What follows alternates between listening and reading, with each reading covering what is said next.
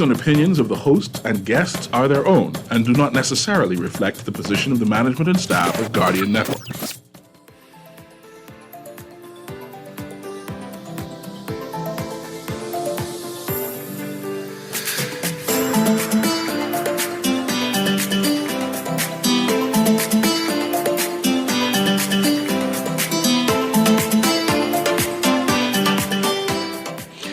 Good morning and welcome to Guardian Radio AM. Today is Wednesday, April 5th, and it's a little after 11 o'clock in the morning.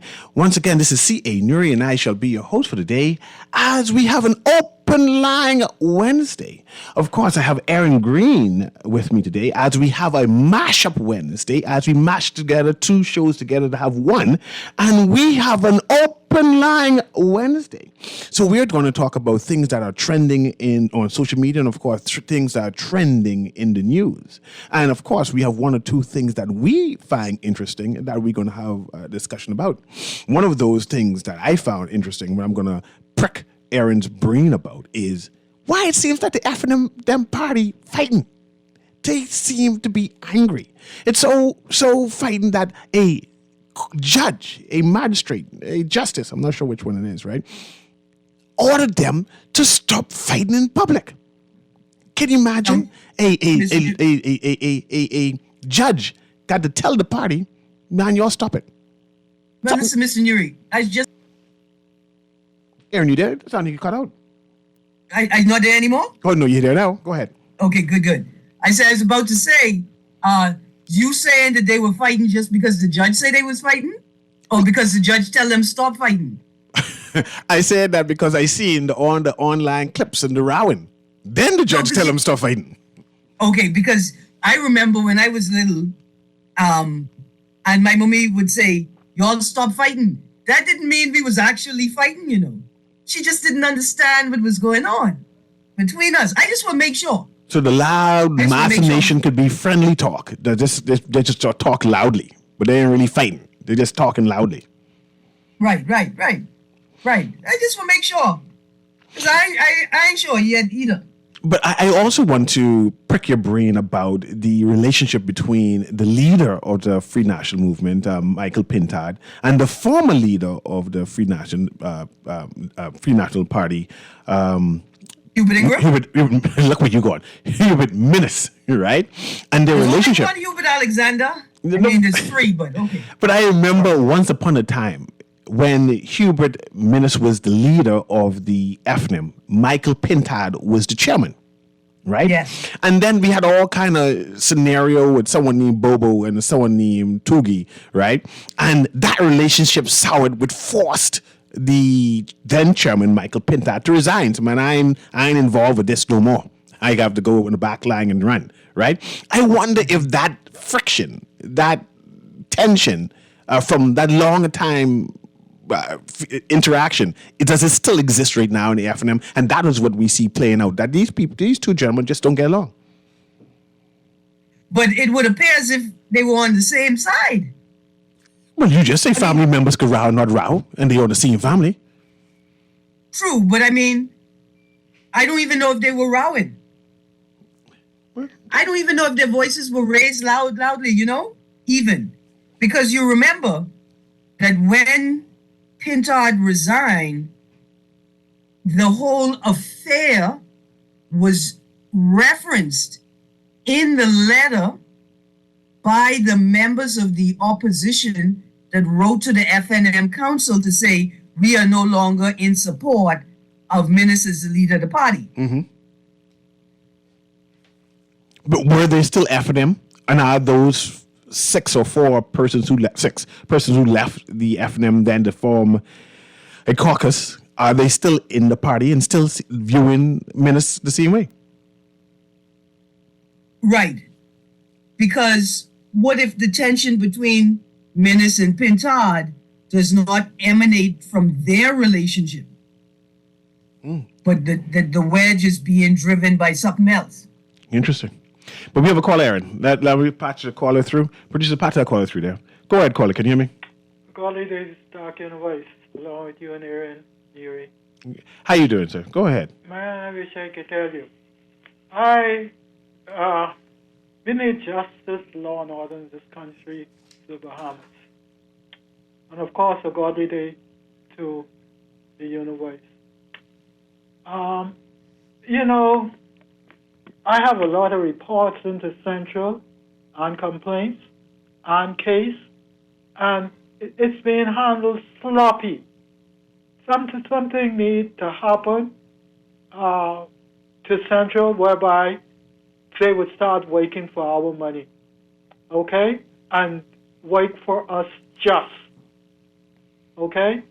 Because the way they are carrying on there is not right and it's not just. And if one were to take the law into their own hand, they would get locked up. So I wish somebody that are decent would go there and reconcile the situation there, because too much sloppiness going on in Central Police Station. Okay. Thank you, Bremen. Let me just respond to that very quickly, Cecil. I appreciate what it is that you're saying, Bremen. And I just want to say to the Royal officers of the Royal Bahamas Police Force, we know that you're under tremendous stress, people shooting at you.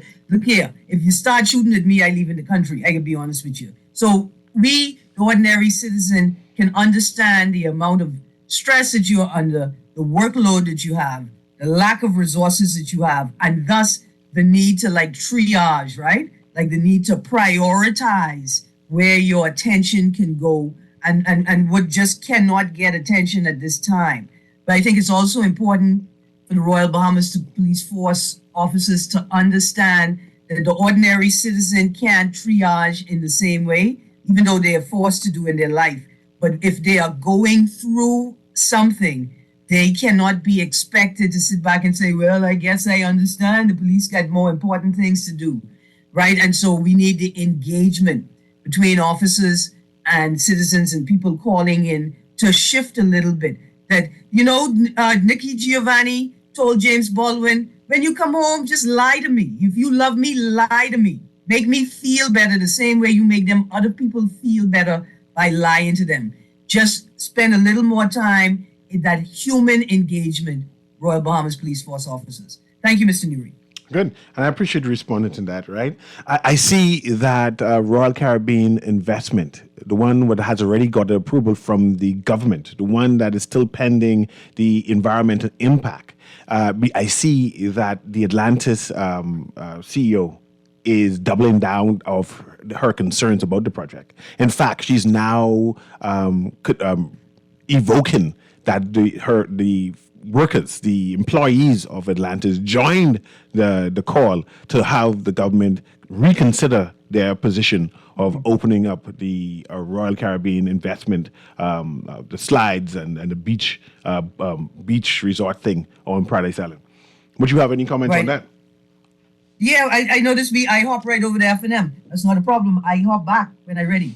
I see the article, top of the Guardian today, take a stand to protect livelihood. Atlantis chief urges workers to voice concerns on RCI project. I'm not certain if this is the first time that a hotel chief would, at Atlantis at least, would engage its workers in this way to engage an issue at the political level. I don't understand. I can understand the sense of urgency, right? Because Audrey Oswald has continually referenced the environmental concerns and potential impact of the RCI project. So when I turn to the second half of The Guardian, same front page, to read the article, Government's Environmental Agency has nothing from RCI to date, right? Where the director of the Department of Environmental Planning and Protection, Dr. Rihanna Neely Murphy, said yesterday, the agency has nothing from Royal Caribbean International to review at this time. Neely Murphy made the comment when asked about the status of the environmental considerations for RCI's proposed $100 million beach project, a beach club on Western Paradise Island. The government announced the approval of the project pending environmental approvals on March 7th. This is very concerning. Mr. Newry. And I take it with a grain of salt, because I know some years ago when the Bahama project was started, Atlantis then too raised objections saying that the two major resorts of that size cannot coexist at the same time. Right, so I have that in the back of my brain. Right, is this objection is just for the Atlantis company to continue to be the forefront, or is it a sincere objection of concern about the environment, being a company that has eco-friendly investment in terms of the marine life and everything? Is it about that, or is it that it's a concern about competition next to it? And so when I hear the objection, and I remember the objection they had regarding the Bahama project, right? I say, hey, I wonder if I should swallow that whole, or just say, yeah, I'm watching you well. Well, I taken it with a grain of Little Ragged Island, right? I taken it with a grain of Little Ragged Island. I am concerned not with Atlantis's engagement, but I can understand. I'm concerned because I would engage if, after hearing the statements, the actual language used by the minister responsible for tourism and investment in aviation and the prime minister express approval, right? Their sentiment. You would get the impression that we are waiting on the results of the EIA versus we are waiting for the EIA to be submitted to the relevant authorities. And I don't know if Little Ragged Island is large enough for me to swallow that, considering that a project as large as Albany, right? A project as large as Albany was declared to have destroyed the largest freshwater lands in New Providence before approval was given or even consideration was given by Water and Sewerage for the project.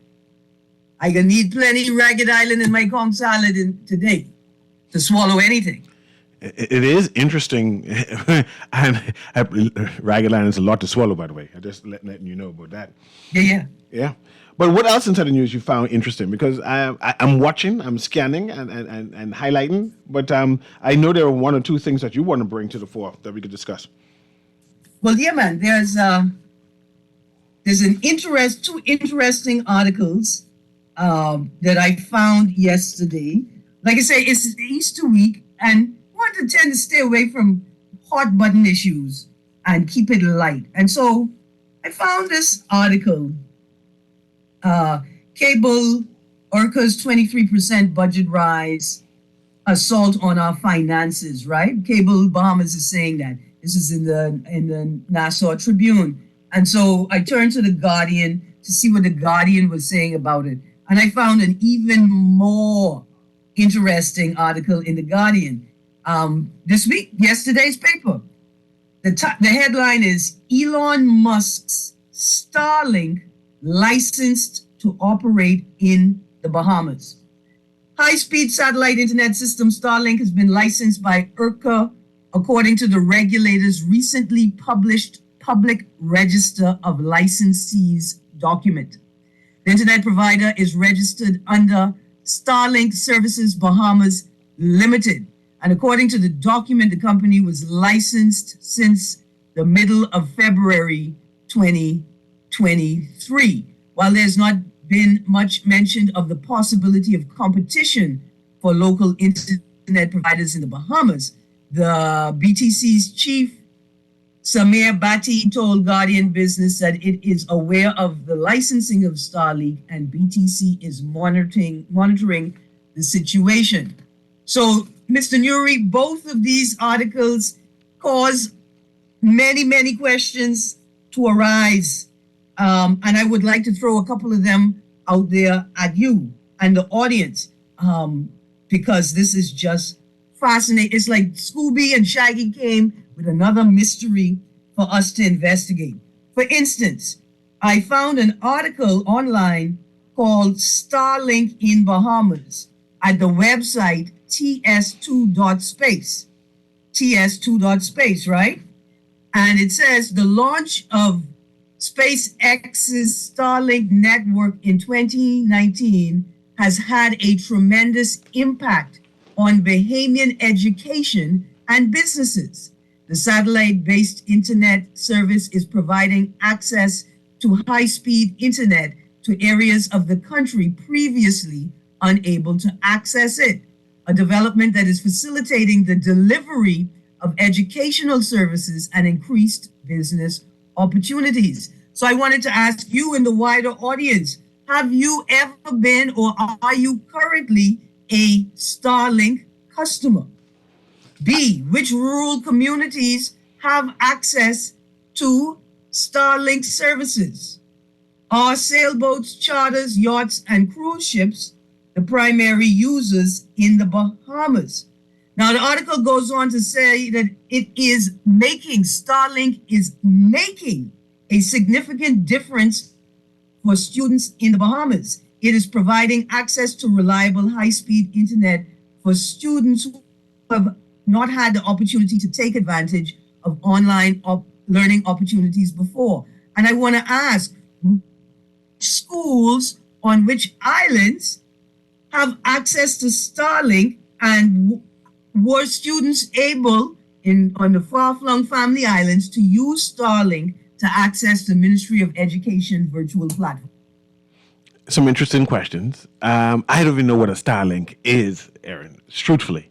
But the idea that they have proclaimed that they're assisting Bahamians in general, there should, especially for education, the Ministry of Education has no other choice but to respond to say, yes, they are using the system, or no, we are not yet using the system. And of course, the Florida State needs to follow up on this statement. And I quicken to say that once upon a time, we heard a narrative that the U.S., whatever secret agency they do have, are listening into Bahamians' private cellular phone conversations. It is what it is. We cannot stop the United States from doing whatever they want to do because they have the power. Pardon? Right? No, you can't. How you gonna do? We have no technology to block it. I hop over there almost for you. You believe you could hop and stop them? I just saying, I mean, you could say that, just don't ever use the word sovereign again. Oh, but we can't do it. You could posture as much as you can. If the United States want to listen in to our conversation, that's what they can do. And we can't stop it. If you cool with it, I cool with you. I ain't say we cool with it. We can say, well, I don't think you should be listening to our conversation. But if they listen in, they listen in. What can we? We don't even have the technology to know if they listening or not listening. We gotta wait on someone else to tell us. So we can't stop it. Right? And I see we have a telephone call. But I want to make quick to mention is, I'm not sure if, since we have sold BTC, right, and that we now have 48%. That, see, we forget these things, that we, the Bahamian people, only have 48% of shares of, we're a minority shareholder, right, of the BTC. I'm not sure if the parent company has negotiated. What would you say? What the name of the business? Starfish? I forget what you said. That's a political party, Starlink. Okay, I'm not sure if the home base parent company has negotiated with Starlink and say, yeah, man, y'all could do all of this, right? And I must understand that and appreciate that first before I make any sensible commentary on that. I just don't know. No, yeah, and I await that, because there are lots of considerations. The first is, am I going to have access to a third option, right? In the internet service market, am I going to have another choice? Is having another choice going to be beneficial to me? But see, I won't get into the second article. But is that an option? They have a third cellular company option. Is that an option? Right. But we have a caller, and then I want to go on to that second article. Go ahead, caller. Producer, patch that caller through. Go ahead, caller. Can you hear me? Newry. You call back. And Aaron, Yes, before our fiber cable was sold, nobody could spy on us. Okay? I appreciate your technology input on that, and to declare that nobody could spy on us, even though United States have all these superior technology and can spy on Russia and and spy on China. But of course, you couldn't spy on the Bahamas because we technologically advanced in all those other countries. But I appreciate that. But go ahead with your next article there, Aaron. All right. So when we look at the second article, right, which is from the Tribune, cable, IRCA's 23% budget rise, assault on our finances, right?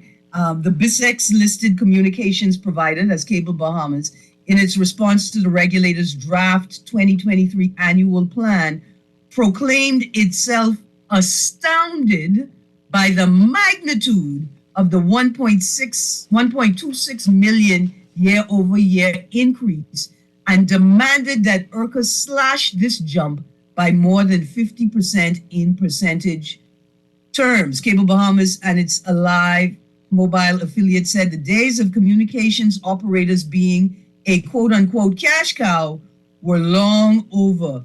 Yet itself and the likes of the BTC company are being expected to finance the rise via increased license fees, despite facing a variety of other cost and investment pressures, right? Now, there are a couple of points that were made in this article.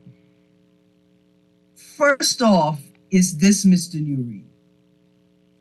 How is it that the licensed operators, which would be BTC Cable Bahamas and Alive, what is their relationship like that they could talk to each other like this? I mean, first of all, it appears as if IRCA could not exist without the licensing fees from Cable, BTC, and Alive, right? And essentially, that's what I am reading from this article. But it goes on to say that Cable says that they are also concerned, or I'll read straight from the article. Cable Bahamas suggested the situation also exposed the folly of amending the IRCA Act, right?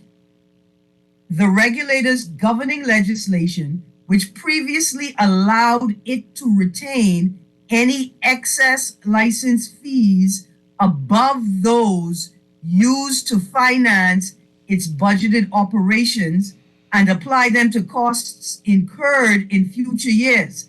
However, the act was reformed more than a decade ago to require that such sums, almost a decade ago, to require that such sums instead be transferred to the government's consolidated fund to cover its general costs rather than being specifically used to finance communications industry regulation.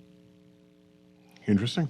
So Cable Bahamas is saying, not only do we think that the increase in your budget, IRCA, from year to year is unwarranted, why is it that you guys agreed or allowed the IRCA Act to be amended so funds that you would have previously used to invest in IRCA and the process of expanding regulations now goes directly to the consolidated fund?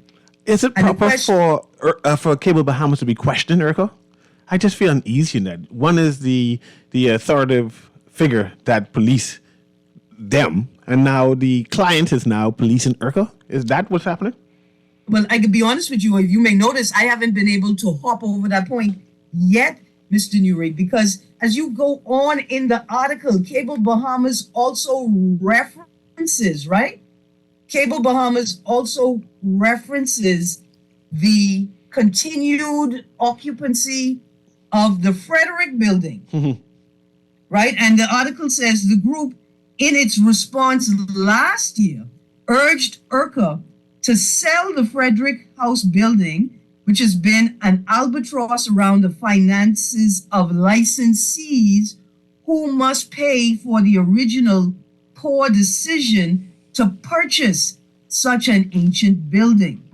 The ongoing failure to secure tenants for the building, a selling pitch to licensees, in all the years since purchase, resulting in the burden being assumed by licensees, is unacceptable, particularly as the building will continue to require major maintenance. And they're talking about repairing an elevator as a part of that if you read the article. So I haven't been able to hop over the intimacy with which cable is engaging, right? Should the relation, like you say, should the relationship between the licensee and the licensor be this intimate? Should cable and licensees be assuming the costs? And should they be operating in an environment, or should they operate with the impression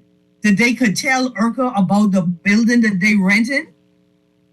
And I guess they're challenging IRCA openly. And one must now ask, for whose benefit? Is it for the benefit of IRCA, or is it the benefit of the Bahamian people? They're trying to expose that, hey, Bahamian people, there are some concerns about this IRCA project. They're not doing what their mandate is saying, and that the Bahamian people now need to respond. But what about the government? The government has shares in Cable Bahamas. The government has interest in IRCA, even though it's operated independently. And from what Cable Bahamas is suggesting, right, is there some concerns that the Bahamian people and government, of course, should look into, especially financially, in terms of why are the IRCA is continually paying for this building, which is Frederick building, right? Is that are they using their expenses wisely and their bills and investment wisely? And also in terms of IRCA is supposed to be a non-profit corporation, right? But they fine businesses, that the licensees, they override and fine them, right? And they're saying that this money is now being, even though they're not for profit, this money is now being sent to the consolidated fund. So there's a profit being made instead of using the money to reinvest in and developing what I call policing the cable and licensees of these various operations. So that is a concern. I think that's a legal concern, and this is where our lawyers need to come. When I say our lawyers, constitutional lawyers in general, need to come forward and say, "Hey, you're not operating under your true mandate, and this needs to be corrected," because it clearly is a business for profit. From a layman's term, of course, I'm saying this. Yeah, and even if you take it out of the sort of profit non-profit perspective, why would the funds go to the consolidated fund and not be turned back in to the business to either support the operation of the business or the expansion of the business or the expansion of the regulations? And then the next question that I imagine only a government actor can answer, should those funds, like if we were to amend the act again, would those funds be transferred not to the consolidated fund, but to the NIF, the National Investment Fund, into one of the sub-funds for, and I think specifically the sub-fund for Family Island infrastructural upgrades and maintenance? And then go ahead. And that's interesting that you said that, right? Because I know in general the Bahamian public is not aware of what was proposed, what law changed in terms of the sovereign wealth fund to this national investment fund that we have, and that you were suggesting that this money be turned into there. But no one knows how these funds are going to be funded and where. They said national resources before, and this is an opportunity to fund this through from IRCA. But my concern is that IRCA again supposed to be for a business for not for profit, but the idea that the money is being transferred to the consolidated fund suggests that it is for profit, and that again it hints that the government is trying to get access to more money as possible, right? Because they're lacking funding, and they are creating mechanisms to get access to more funds, and it's not being managed or policed properly. And I am concerned about that, and I think that we need persons to analyze that and put it to the fore that the Bahamian people in general would appreciate and understand what is happening. Right, and I think important questions to ask. We begin with what warrants not just the increase in this year's budget from last year's budget, but what warrants the continual, right, in the consecutive increase in budgets, A, and B, what warrants those increases if you are not creating or expanding substantive or like real policies for consumer protection and the regulation and enforcement of consumer protection policies and provisions, right?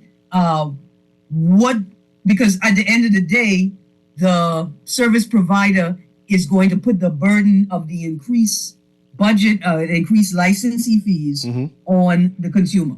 Yeah, so they prefer to charge the businesses than use the money from the profits and use reinvestment. So that's interesting. But I see we have a caller here, Aaron. Let's patch the caller through and see how they're going to gauge us on this open line Wednesday. Go ahead, caller. Can you hear me? Yes, how you doing, the both of you? C. Alan Johnson, critical thinker. Just tuning in and didn't read the article you're speaking of, but I hear you speaking towards IRCA and its funds being redistributed.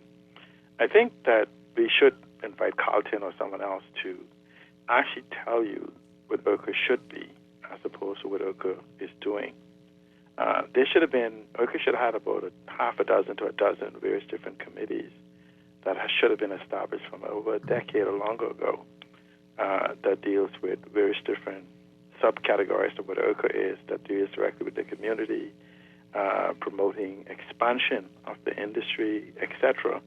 And so IRCA is just simply acting in a singularity of just collecting money, making sure supposedly that they're doing whatever.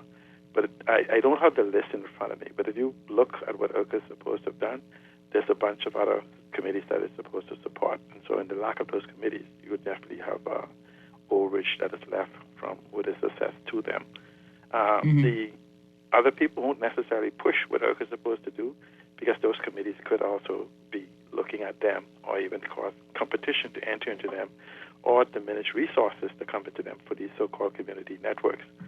So the biggest problem we have is that government is acting as the quasi-indirect regulator through IRCA when government is the owner of the three competitors, in fact, even the power company. So here it is that government is 60% owner of Alive, so 49% of BTC, 51 if you want to believe that story, and 30% owner of Cable Bahamas, and 100% owner of BPL. And so unless we become knowledgeable about what this institution should do in a modern 21st century environment, you could very see that our institution is in conflict with itself. So let me just say something else, though. Separate and apart from that, on this government revenue, I see where we talk about land reform. And so when we talk about this infrastructure fund or whatever else, the property that the government has in land is worth trillions of dollars, right? In the land. Just use the 2 million acres that the BNT has under management for them. That alone is worth $600 billion if you just value it at the minimum. Forget the throughput per year at $300,000 per acre, up and down. And so the problem is that when we start talking about these funds and what we have, we never have full dialogue as to what it is. And so we talk about the government, the national debt, right? Take 50,000 acres and put it in a sovereign wealth fund, not this garbage we have, and have a sovereign asset management. Let's use the 100,000 acres in productive value. You would have raised $30 billion. 50,000 acres, you would raise. This is not selling the land.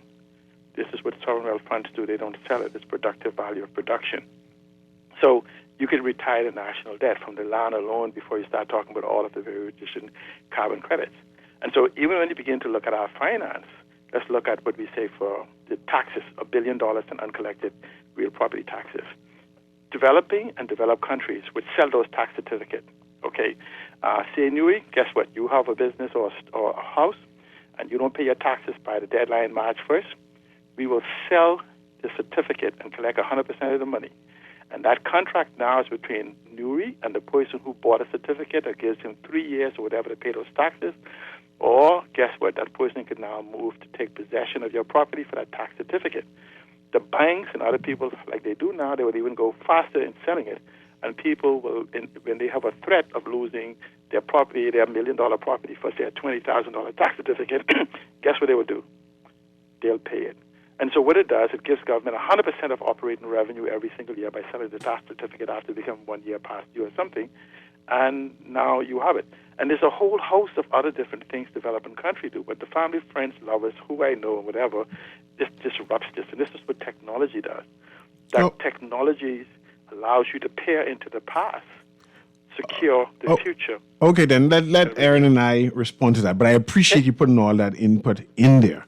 But and again, remember when we spoke about sovereign wealth funds and a different type of sovereign wealth fund, and then we spoke about whether we do have a sovereign wealth fund and whether it was repealed and replaced. And I think we concluded that the sovereign wealth fund that we believe we had has been repealed, I think. Right? Did we conclude that? And now we have an investment fund, right? And I hear C. Allen given the other ways and other concepts of sovereign wealth fund, but we're beyond that now. This is what we have.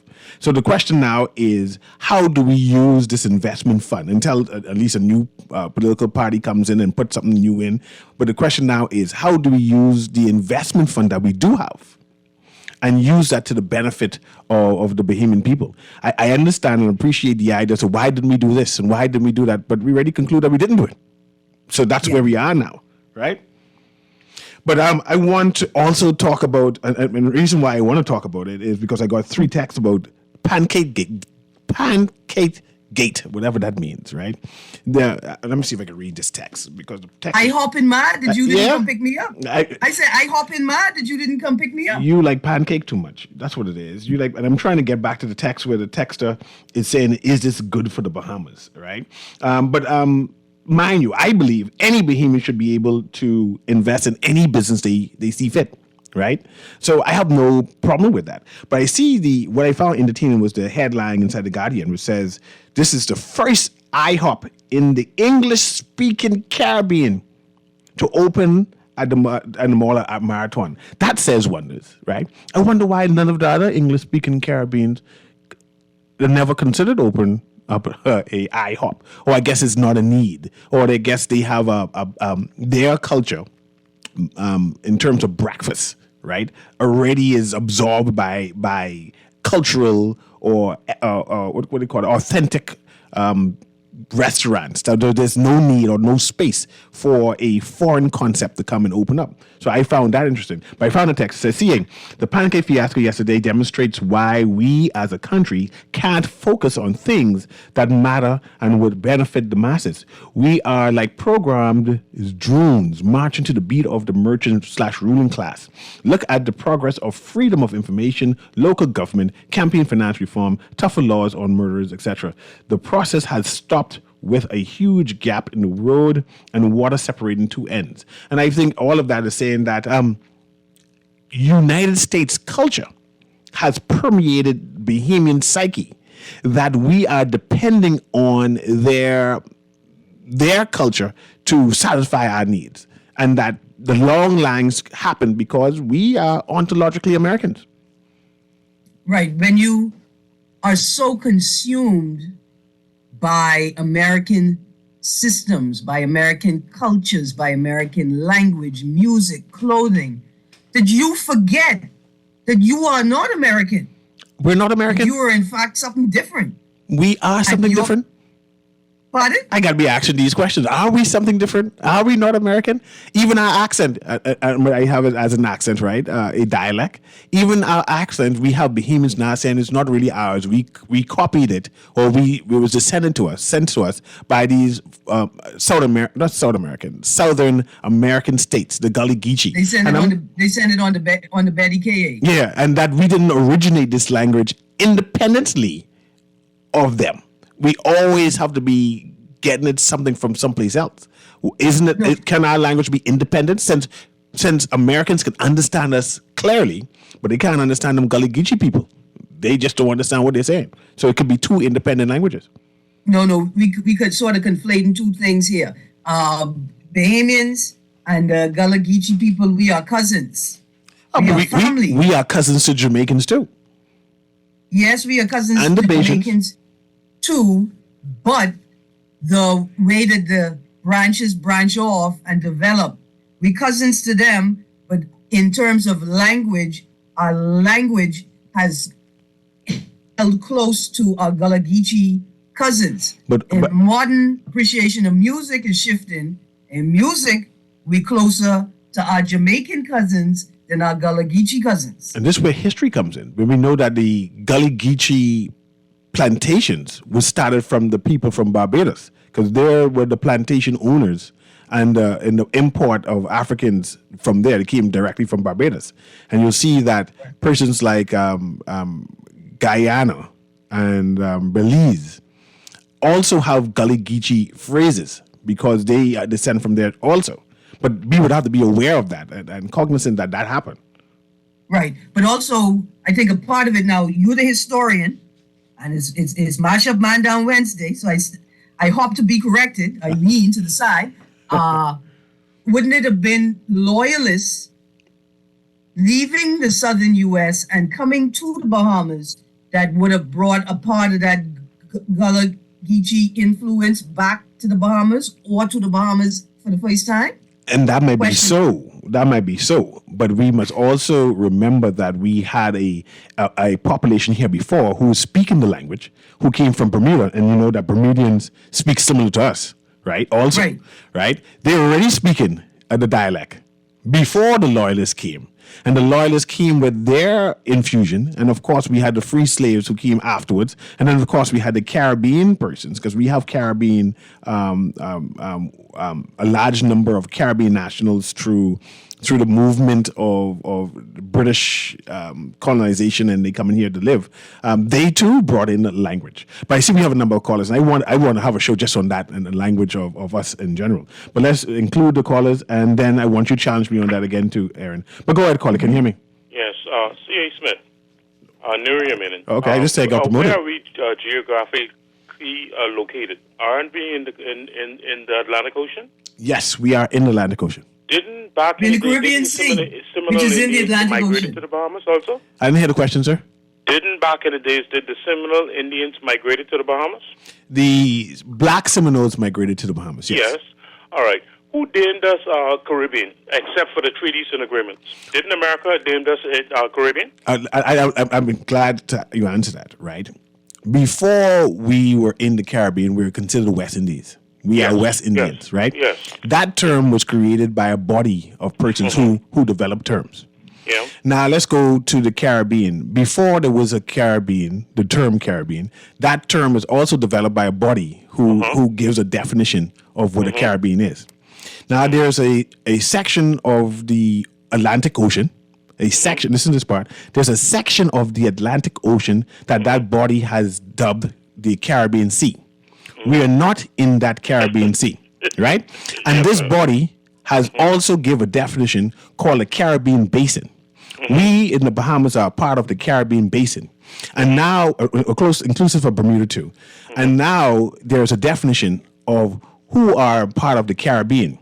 The Caribbean consists of those people who are in the Caribbean Sea. Of course, the Bahamas is not in the Caribbean Sea.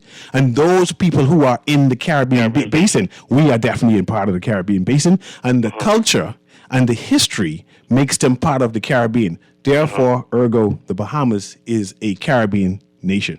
Wow. But aren't we 50 miles to our nearest point to America? Well, we started off with that. Country to America? No, we started off to that. Right. As you know, the Canada shares a border with United States, but Canada and the United States are not one. We know that Mexico and the United States share a border, but Mexico and the United States is not one. My point is, there are organizations whose job it is to provide definitions for the world. Wow. We accept those organizations. And I see we're going on a commercial break right now. And that organization has created a definition of what is Caribbean. And because that definition is there, the Bahamas is now Caribbean through that body that we sign on to. But thank you very much for your call, and we'll go on this quick commercial break right now. I see we have 3 callers online right now. So when we come back for this quick commercial break, we'll be right back, right, and engage them. Here we go.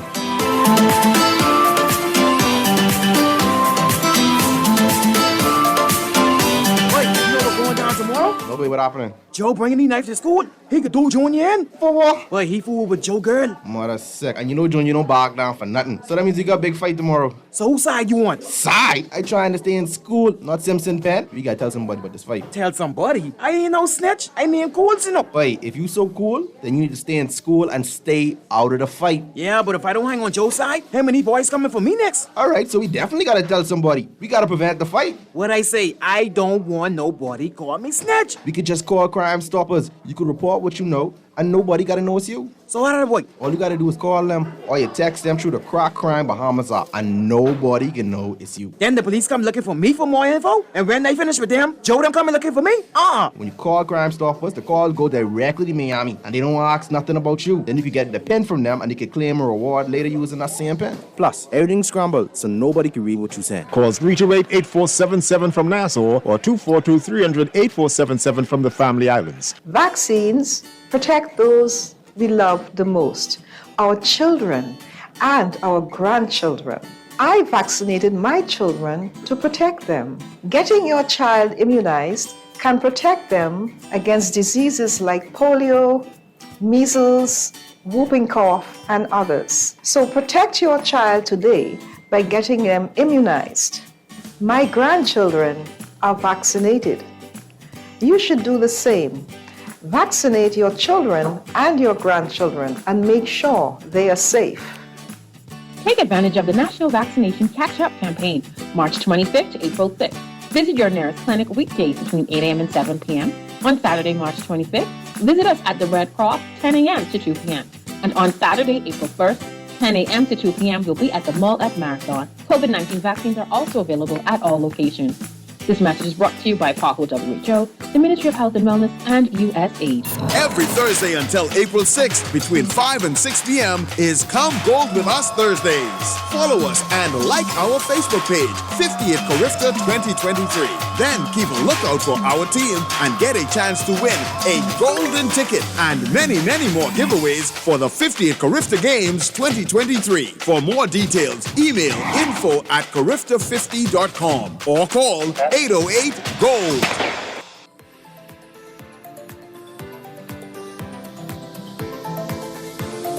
And welcome back to Garden Radio AM. We'll go straight to the caller. Caller, are you there? Go ahead, caller. I can hear you. Caller going once. Caller going twice. That's it.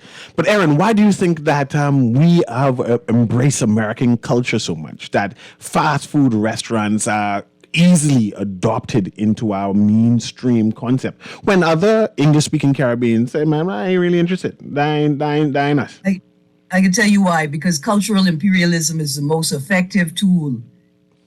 The imperialist agenda. We underestimate the extent to which culture consumes.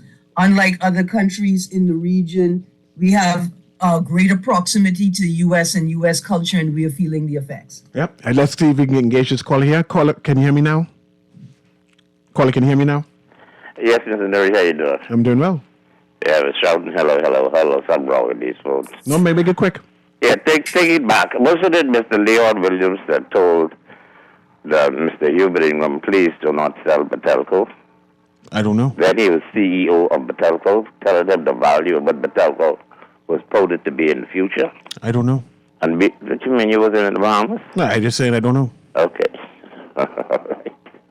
Y'all really pick things to do and not to do. But anyway, and then he sold us for $250 million, and now Batelco weigh billions of dollars because it's a gateway between America, the Caribbean, Cuba, Haiti, all the way right in the middle of it with our telecommunication.